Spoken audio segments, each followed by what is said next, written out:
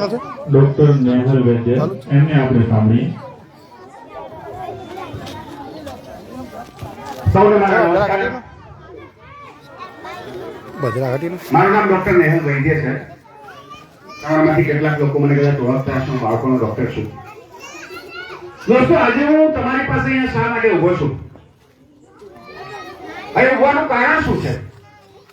આજે રવિવારનો દિવસ છે. ખરેખર ડોક્ટર લોકોએ તો રવિવારનો દિવસ રજા ભોગવવી જોઈએ, પરિવાર સાથે ફરવું જોઈએ, થવું જોઈએ ને એવું. એના બદલે હું આજે તમારી સામે ઉભો છું ને તમારી સાથે વાત કરું છું. શા માટે વાત કરું છું? મારે 2-3 બહુ જ અગત્યની વાત તમારી સાથે કરવાની છે અને એટલા માટે જ જે ભાઈઓ અહીંયા ઊભા છે, જે બહેનો અહીંયા આવ્યા છે, એમને હું ખાસ વિનંતી કરીશ કે મારી વાત થોડી ધ્યાનથી સાંભળે અને મારી વાત સાંભળ્યા પછી તમારી અડોશ પડોશમાં પણ જે લોકો હોય એમને પણ આ વાત પહોંચાડે. આ કોઈ પક્ષ પાર્ટીની વાત કરવા નથી આવ્યો. હું એમ કહેવા નથી આવ્યો કે ભાઈ આમ આદમી પાર્ટીને જીતાડી દો ને મત આપો ને તેમ કરો ને એમ. બધાને ખબર જ છે કે ભાઈ આમ આદમી પાર્ટી વાળા આવ્યા છે તો આમ આદમી માટે મત માગે, તો ખબર જ છે તમને. એ મારે કહેવાની જરૂર નથી. મારે 2-3 કામની વાત કરવી છે. તો સૌથી પહેલા મારે જે વાત કરવી છે એ વાત કરવી છે SIR વિશે. કોણે આ SIR નું નામ સાંભળ્યું છે? હાથ ઊંચો કરજો જરા. SIR નું નામ કોણે સાંભળ્યું છે? અહીંયા કોઈ સાંભળ્યું છે SIR એટલે શું? ખબર છે કોઈને? નથી ખબર. આપણે મત આપીએ છીએ ત્યારે આપણી પાસે કયું કાર્ડ હોય છે ખબર છે? શું કહેવાય? ચૂંટણી કાર્ડ હોય છે ને આપણી પાસે. કેટલા પાસે ચૂંટણી કાર્ડ છે? કેટલા પાસે છે? બધા પાસે છે. બધા પાસે છે. બહુ સરસ વાત છે, બધા પાસે છે. તો અત્યાર સુધી કેવું હતું કે જે ચૂંટણીના અધિકારી છે, જેને BLO કહેવાય, એ અધિકારી આપણા ઘરે આવે અને જે કંઈ સુધારણા હોય કરતા જાય. કોઈના ઘરમાં મૃત્યુ થયું હોય, કોઈના ઘરમાં છોકરો 18 વર્ષથી ઉપરનું થયું હોય એટલે એનું કાર્ડ બનાવવાનું હોય, બધી પ્રક્રિયાઓ કરી જાય, ફોર્મ ભરી જાય અને આપણને કાર્ડ મળે. હવે અત્યારે ચૂંટણી પંચે એવું નક્કી કર્યું છે કે બધાને ફરીથી યાદીમાં લેવા, નવેસરથી યાદીમાં લેવા. અને એનો મોટો અર્થ સમજી લેજો. નવેસરથી યાદીમાં લેવા એટલે શું? તો કે નવેસરથી જો તમે યાદીમાં નહીં આવો તો તમારો અધિકાર જતો રહેશે. તો આ વાત બરાબર સમજવાની છે. તમારા અહીંયાના BLO કોણ છે ખબર છે તમને? કોણ? કોઈ બહેન હશે, કોઈ ભાઈ હશે, શિક્ષક મિત્ર હશે, કોઈ આસપાસની સ્કૂલના જ, કદાચ અહીંયા શાળા છે એના જ મિત્ર હશે. એમને અત્યારે ડ્યુટી સોંપવામાં આવી છે કે 1 મહિનાની અંદર આ વિસ્તારના દરેક ઘરમાં જઈ અને ફોર્મ ભરાવાનું છે. નવેસરથી ફોર્મ ભરાશે. જેનું ફોર્મ નહીં ભરાય એને મતદાનનો અધિકાર નહીં મળે. એ મત નહીં નાખી શકે. મત નહીં નાખે અને મતદાર કાર્ડ બીજે જ્યાં જ્યાં પણ ઉપયોગી થાય એ જગ્યાએ એ લોકોને પછી કાર્ડ જ નહીં હોય તો શું ઉપયોગમાં આવશે?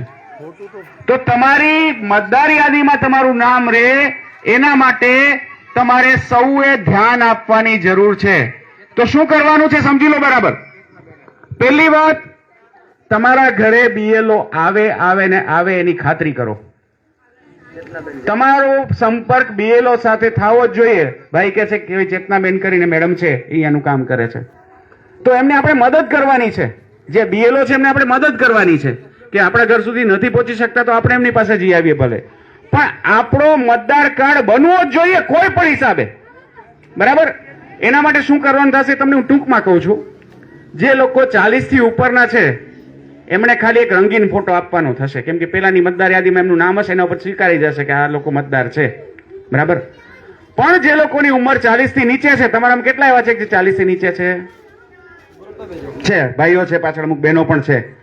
તો જે 40 થી નીચેના છે એ લોકોએ પોતાનું રંગીન પાસપોર્ટ સાઇઝનો ફોટો તો આપવો જ પડશે, પણ એના ઉપરાંત ચૂંટણી પંચે જે માન્ય પુરાવા રાખ્યા છે જન્મના, એવા પુરાવા પણ આપવા પડશે. બરાબર? એવાનો એક પુરાવો આપવો પડશે, ચાહે સ્કૂલ લિવિંગ સર્ટિફિકેટ હોય, આધાર કાર્ડ હોય કે પછી કોઈ સંસ્થાનું, સરકારી સંસ્થાનું ID કાર્ડ હોય. એ લોકો આખું લિસ્ટ આપ્યું છે કઈ કઈ વસ્તુ ચાલશે. તો આપણે અત્યારથી એ વસ્તુ સમજવાની છે. આધાર કાર્ડ નથી ચાલતું? ચાલે છે? નથી. ટૂંકમાં એ BLO ને પૂછવાનું થાય કે કયા ડોક્યુમેન્ટ ચાલશે, અને એ આવે ત્યારે જ પૂછી લેવાનું, બેન અમે ફોર્મ ભરીને આપીએ ત્યારે તમને આની સાથે શું જોશે? કેમ કે 3-4 દિવસ આપશે તમને એ ભરવા માટે. તમે ફોટો છોડી દીધો, આગળ ઉપર 4 કોલમ છે, 4 કોલમ જ ખાલી ભરવાની છે, બાકીનું એ લોકો ભરશે. એટલે જાજુ ભરવાનું નથી, પણ ડોક્યુમેન્ટ સાથે આપવાનું છે. બરાબર. ખાસ તો જે બહેનોના લગ્ન થઈને આવ્યા હોય બારેથી અહીંયા, એમનો અહીંયા વોટ કાર્ડ ખાસ બની જાય જોજો. એમના માટે શું આપવાની જરૂર છે એ બેનને પૂછી લેજો. અને બીજું જે નાના છોકરાઓ છે 18 વર્ષથી ઉપરના નવા સવા જે વોટર થયા છે, એમના માટે કદાચ 2000 માગે, એમનું જન્મનું પ્રમાણપત્ર પણ માગે અને માતા પિતાનો એપિક નંબર પણ માગે. એપિક નંબર એટલે શું? તો કે મતદાર કાર્ડ ઉપર એક સ્પેશિયલ નંબર લખેલો હોય, એને એપિક નંબર કહેવાય. એ માતા પિતાનો નંબર એ લોકો માગે કે ભાઈ તમારા માતા પિતાનો મતદાર કાર્ડમાં જે નંબર લખ્યો છે આમ આપો, એટલે અમને ખબર પડે કે તમારા માતા પિતા છે, એટલે અમને ખબર પડે કે ભાઈ તમે પણ અહીંયાના જ મતદાર છો. તો આ વાત બધાને સમજણ પડી ગઈ? બરાબર ખબર પડી ગઈ બધાને? હોંકારો તો આપો. હા, આ અગત્યની વાત છે. આ કોઈ પક્ષ પાર્ટીની વાત નથી, આપણા બધા માટે જરૂરી વાત છે. મતદાર કાર્ડને બચાવવાની પહેલામાં પહેલી ફરજ છે આપણી, કેમ કે મતદાર કાર્ડ આપણું જાશે તેને ભેગું ઘણું જતું રહેશે. બરાબર. તો બધાએ ખાસ ખાસ અડોશ પડોશ બધામાં વાત કરવાની છે કે ભાઈ આપણા બીએલઓને આપણે પૂરી મદદ કરવાની છે, એમને સગવડ કરવાની છે, એમની પાસે જઈને એવો તો ફોર્મ લાવવાના છે. પણ એક પણ માણસ વોટ બનાવ્યા વગરનો રહેવો ના જોઈએ. એક પણ બેન, એક પણ ભાઈ એવા ના હોવા જોઈએ કે જેનો વોટ ના બને. આ કામ ખાસ કરવાનું જ છે. જરા એમાં કોતાઈ નહીં ચાલે કે ભાઈ હાલશે ને આપણે એક દિવસ વોટ દીધો નથી દીધો હાલશે. પછી જયારે તમને કોઈ યોજના માટે કે કોઈ બીજી જગ્યાએ વોટિંગ કાર્ડની જરૂર પડશે ને ત્યારે ખબર પડશે કે આ તો દોડતા થઈ ગયા આપણે. બરાબર. સરકાર તો ભૂલી જાઓ, ગઈ આવીને મત કપાઈ ગયા, જૂઠા આવી ગયા, આમથી તેમથી પતી ગઈ વાત. એ તો પતી પણ બીજી જગ્યાએ તમને આડું આવશે આ બધું. બરાબર. તો બધાએ આ કામ ખાસ કરવાનું છે. હવે મારે બીજો એક સવાલ પૂછવાનો છે. હું બીજી એક થોડી અગત્યની વાત કરી દઉં. તમારામાંથી ટેક્સ કેટલા જણા ભરે છે એ કહેજો તો મને. ટેક્સ કેટલા ભરે છે? હાથ ઊંચો કરજો તો. ભાઈ કે કોઈ નથી ભરતું. ભરે છે કોઈ? પેપર ના ફોડો, પેપર ના ફોડો. તો કોઈ નથી ભરતું એવું તમને કહો છો. બરાબર. તો થોડીક હું તમને વિગત આપી દઉં કે આ આપણી જે સરકાર છે ચાલે કેમની છે. ધારો કે સમજો કે આ ગટર તૂટી આપણી. બરાબર. તો ગટર તૂટી તો તેમાં પાઇપ નાખવા પડે.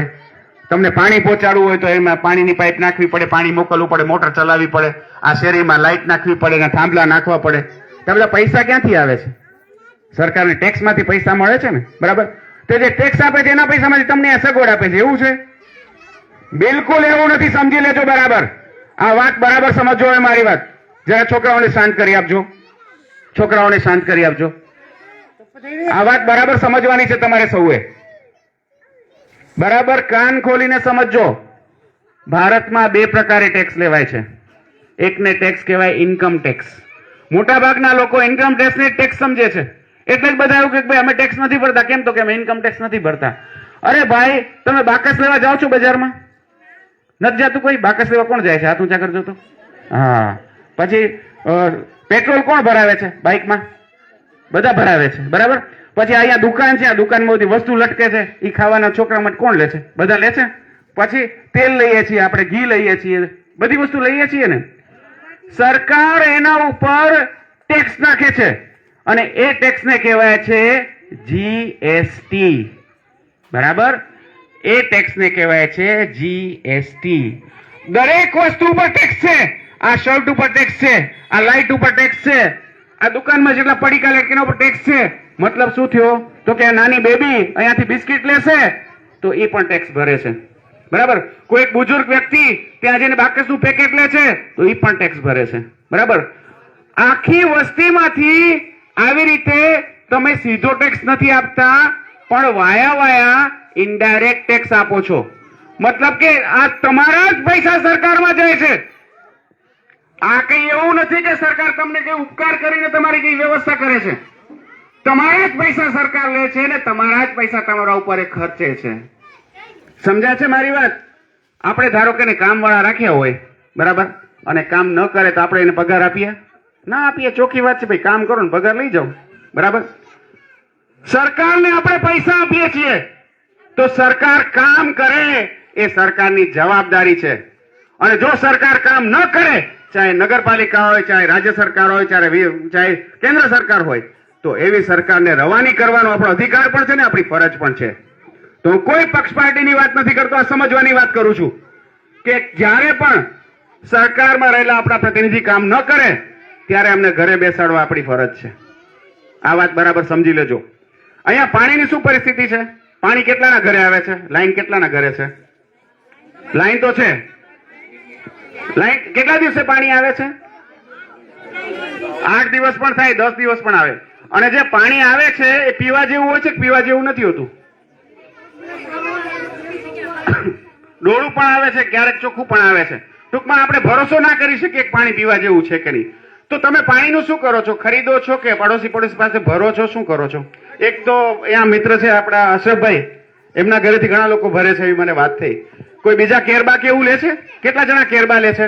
હાથ ઊંચા કરજો તો. કેરબાનો શું ભાવ છે? 20 રૂપિયાનો ભાવ છે. 20 રૂપિયાનો કેરબો મળે છે. તો રોજના એક કેરબાના 20 રૂપિયા થાય. એક નાનું કુટુંબ હોય તો એક કેરબો જોઈએ, 2 કેરબા જોઈએ, 2 થી 3 કેરબા જોઈએ. એટલે કે એક દિવસનો 40 રૂપિયાનો ખર્ચો તમને માત્ર ને માત્ર પાણીનો છે.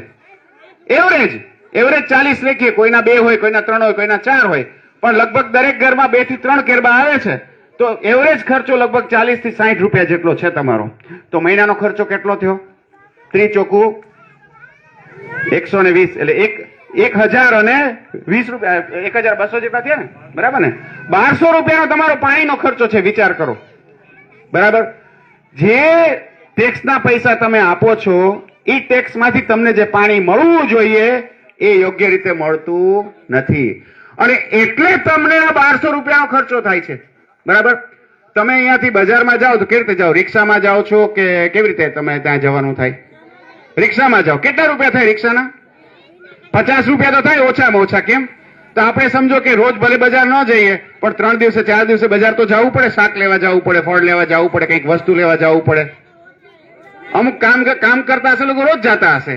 સાચી વાત છે, ધંધાવાળા રોજ જતા હશે. તો અહીંયાથી બજાર જવા માટે આપણે રોજનો 50 રૂપિયાનો ખર્ચો થાય છે. કુટુંબમાં 2 જણા હોય તો સમજો કે મહિનાનો એ ખર્ચો પણ લગભગ રોજનો 100 રૂપિયા થયો, એટલે 2 થી 3000 રૂપિયા ટ્રાન્સપોર્ટનો ખર્ચો થઈ ગયો. હા, એટલે લગભગ 2 થી 3000 રૂપિયા તો ટ્રાન્સપોર્ટનો ખર્ચો થઈ ગયો, બરાબર? તમારા છોકરાઓ પ્રાઇવેટ સ્કૂલમાં જાય છે કે પછી સરકારી સ્કૂલમાં જાય છે? સરકારીમાં જાય છે. અહીંયા બાજુમાં છે એમાં ઘણા જતા હશે, બરાબર? મારો કહેવાનો મતલબ એ છે કે આ જેટલી સેવાઓ છે, ટ્રાન્સપોર્ટની સેવા છે, પાણીની સેવા છે, ગટરની સેવા છે, રોડ લાઇટની સેવા છે, આ બધા માટે સરકારે તમારી પાસેથી પહેલેથી પૈસા લઈ લીધા છે. આગોતરું પેમેન્ટ કર્યું છે. પ્રીપેડ છે, પ્રીપેડ.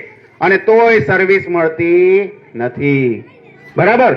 તમે સરકારને પૈસા આપી દીધા, તમે વસ્તુ ખરીદી, શર્ટ ખરીદ્યું, પેન્ટ ખરીદ્યું, સાડી ખરીદી, એમાં તમે જીએસટી આપી દીધું સરકારને, ભાઈ લઈ જાઓ, તમે અમારી સેવા કરો છો એના માટે અમે તમને પૈસા આપીએ છીએ.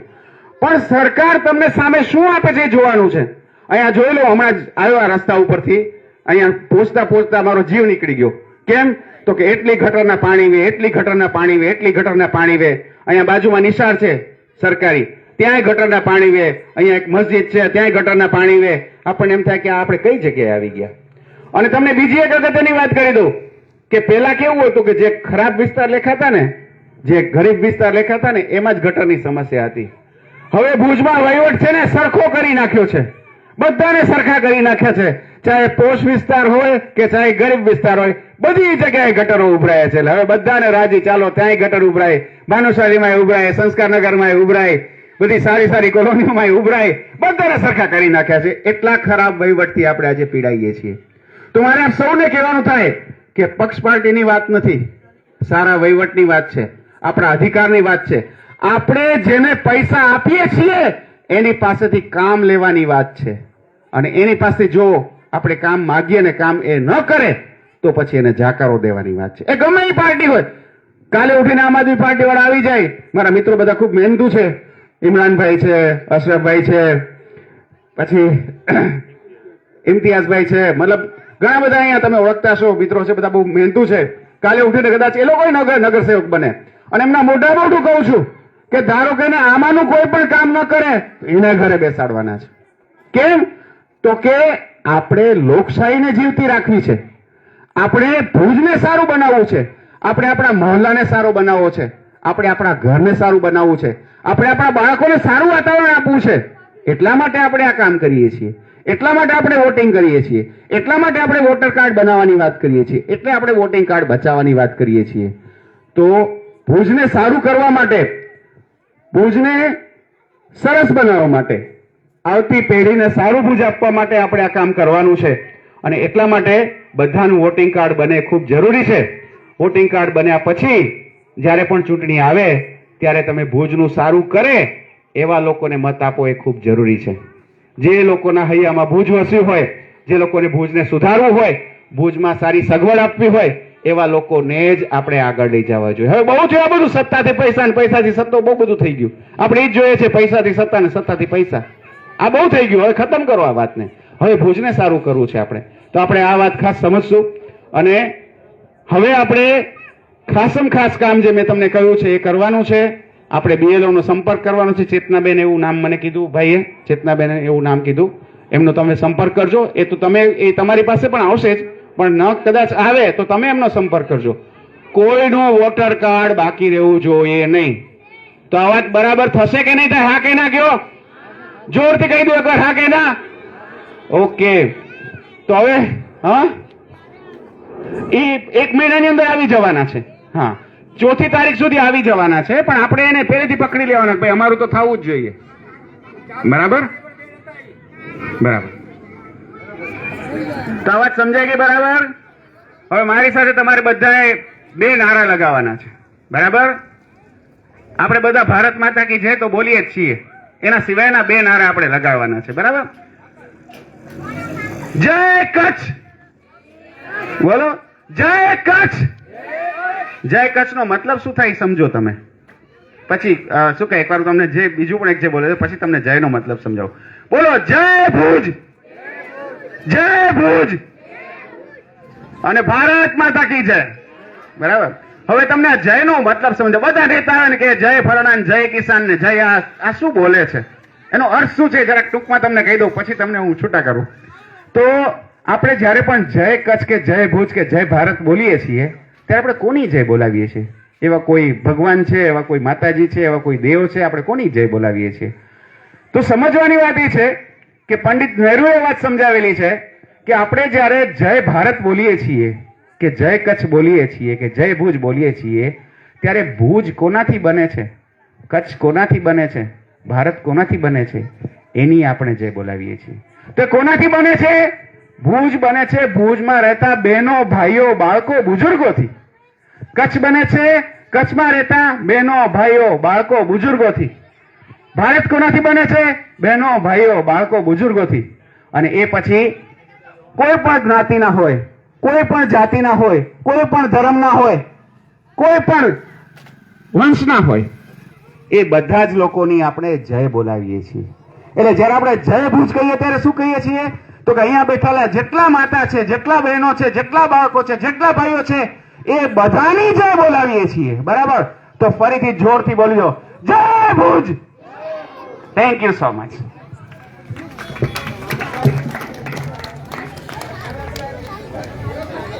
અલે